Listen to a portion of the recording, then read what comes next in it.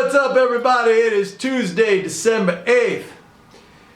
So let me talk a little bit about market sentiment, because I have been talking about that in my last couple of videos.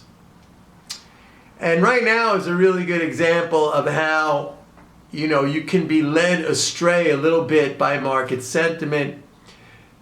Take, for example, we are in a very kind of bullish environment right now. I spoke about that yesterday, how for the 8 months from March until November, sentiment was very bearish, and you had this enormous fiscal support going into the economy, and that was low-hanging fruit. And I was saying, that's just going to go up. You got to buy. I kept saying, like, the market's going to go higher.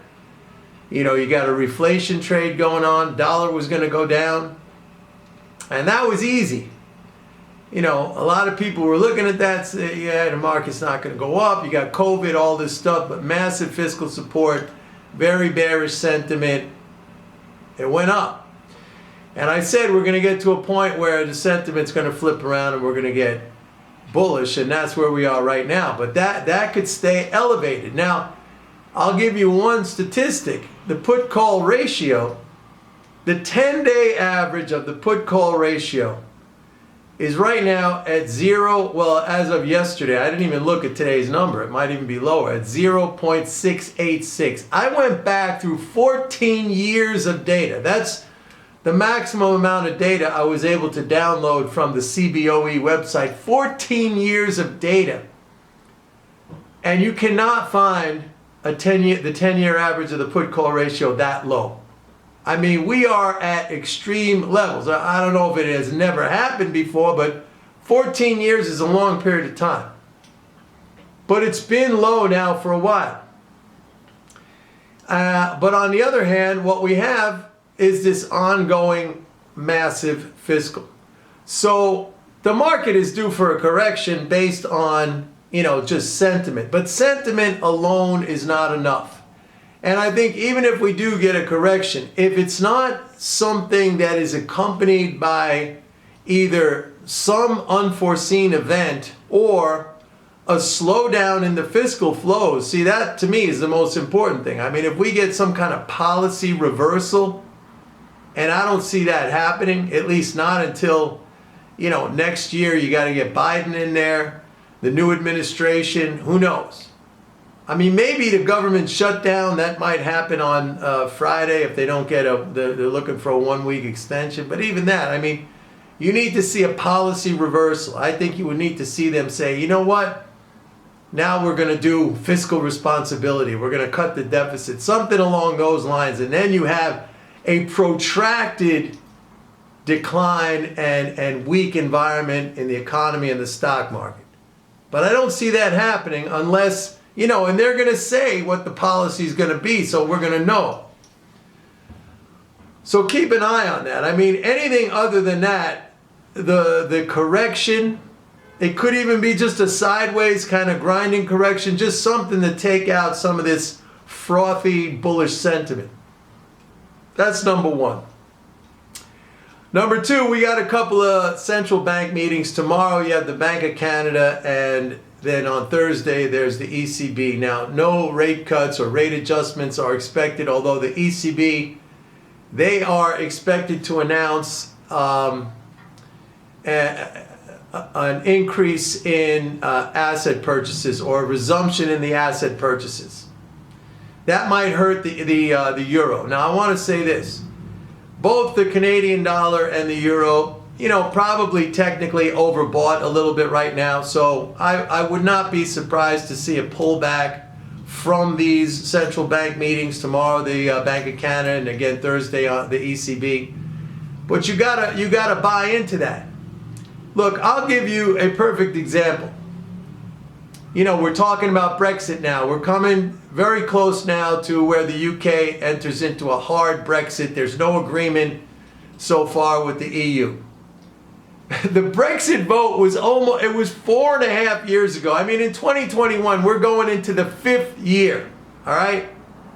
Now, I remember that vote, and they smashed the British pound down, and I said, That's not going to last. That is a false reaction. That is a hyper emotional reaction. That is people who, I said the Brexit is not going to affect the pound. Now the pound was around 145, 146 to the dollar when that happened.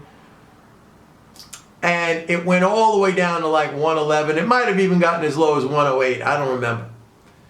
Now you could have bought that thing all the way down. You would have made a fortune, okay? A fortune on the way up. Where are we now? 133, 134, 135. We're like what?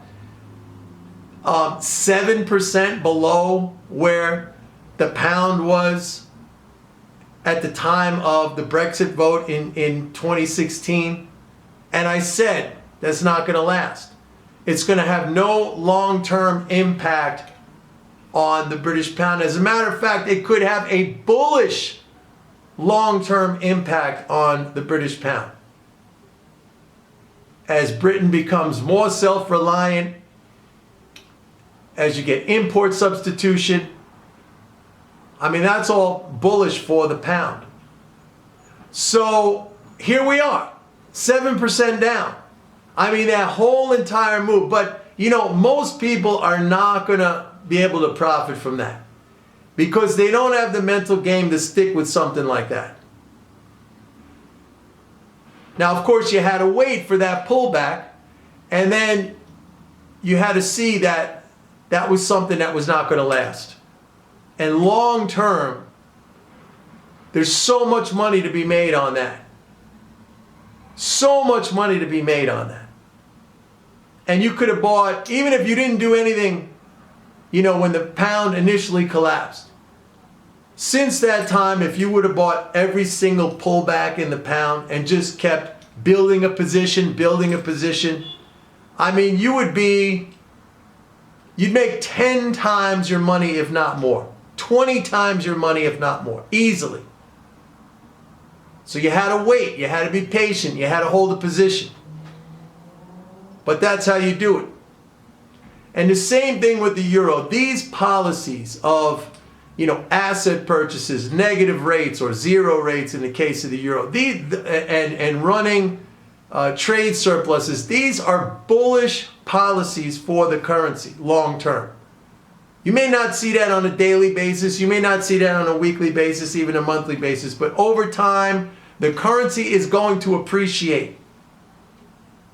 That's an investment where you can make 5, 10, 15, 20 times your money.